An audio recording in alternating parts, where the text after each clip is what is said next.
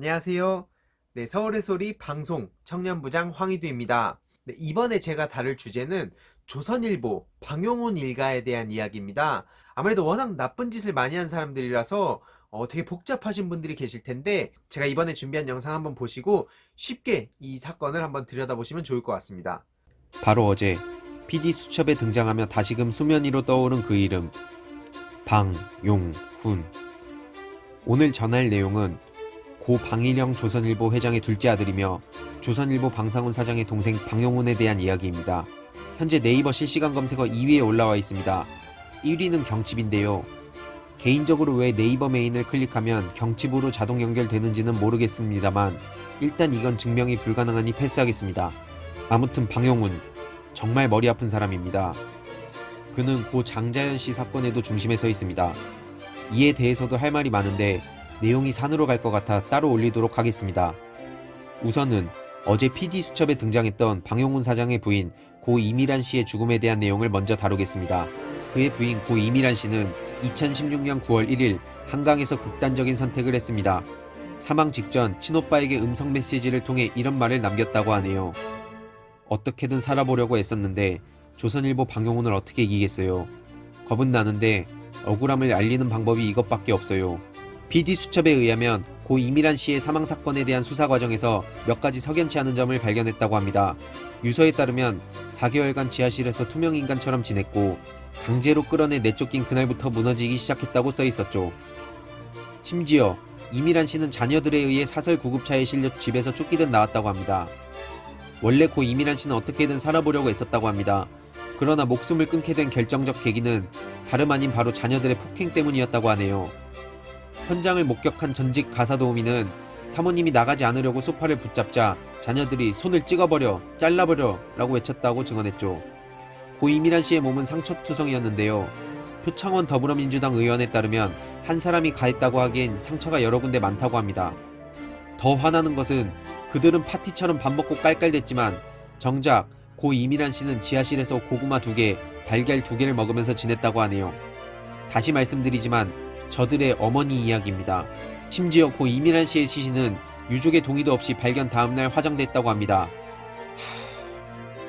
경찰이 고 이미란 씨 자식을 공동존속상해 혐의 기소 의견으로 검찰에 보냈다고 합니다. 하지만 검찰은 강요죄로 죄명을 변경했죠. 공동존속상해는 15년 이하의 징역 또는 2,250만원 이하의 처해지지만 강요죄는 5년 이하의 징역 또는 3천만원의 벌금으로 큰 차이가 있다고 합니다. 정말 황당한 것은 정작 방용훈은 자신의 아내와 자식들이 서로 사랑했다며 반박하고 있습니다. 정말 파렴치한 인간입니다. 심지어 방용훈과 그의 아들은 16년도 11월 고인의 친언니 집에 얼음도끼와 돌을 들고 찾아가 행패를 부린 경력도 있다고 합니다. 하지만 용산경찰서는 불기소, 즉 혐의 없음 의견을 냈다고 하네요. 이유는 CCTV에서 방용훈 사장이 아들을 말리는 장면이 있었기 때문이라고 합니다. 진짜 적당히 해야지. 예전에 이런 말을 본 적이 있습니다. 대통령은 임기직이지만 저 거대 언론의 적폐는 영원하다. 아무리 대통령 한 명이 바뀌어도 하루아침에 저들을 몰락시킬 수 없다. 그렇기에 우리 국민들이 끊임없이 관심을 가지고 목소리를 내야 한다는 말이었죠. 조선일보와 방용훈, 방용훈과 조선일보, 저들이 마음먹고 움직이면 대한민국에서 못할 것이 없습니다.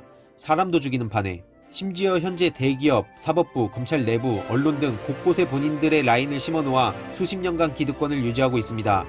이게 허무맹랑한 소리 같나요? 현재 다른 메이저 신문사 반응만 보더라도 알 수 있습니다. 어디를 보더라도 메이저 신문사의 보도를 찾아보기 어렵죠. 그렇기 때문에 우리 국민들이 직접 발벗고 나서야 합니다. 마침 청와대 국민청원이 떴습니다.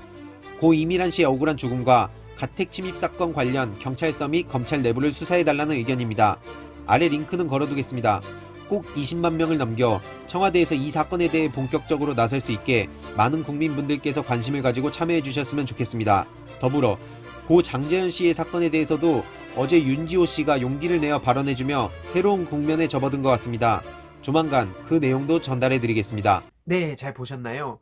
조선일보 방가는 그 자신의 어머니까지도 아무렇지도 않게 그렇게 죽음으로 몰고 가는 그런 집단입니다. 그래서 그렇게 자신의 부모님까지도 죽음으로 쉽게 몰고 가는 사람들이 과연 우리 국민들을 어떻게 생각할까는 깊이 생각해보지 않아도 너무나 쉽게 알 수 있다는 거죠.